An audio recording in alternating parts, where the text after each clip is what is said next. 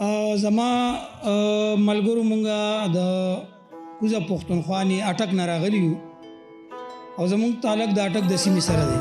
دلته راغلو د ننګرهار خلکو مونږ ته ډېر مینه راکړه، عزت یې راکړو او دونه مینه راکړه چې مونږ نه خپله یو مور مینه راکړي، بیا دو خلکو مونږ ته مینه راکړه. زه به پښتو په خپلو وینو لیکم، د سیرنګ راته کچه ښکارېږي. زه به پښتو په خپلو وینو لیکم، د سیرنګ راته کچه ښکارېږي. عمر خټک د خوشحال خان مسې دی، ځکه شعرونه ټول سوچه ښکارېږي. وی چا چې عزت د خپل زبان کړی دی، چا چې عزت د خپل زبان کړی دی، بیا حکومت په جهان کړی دی.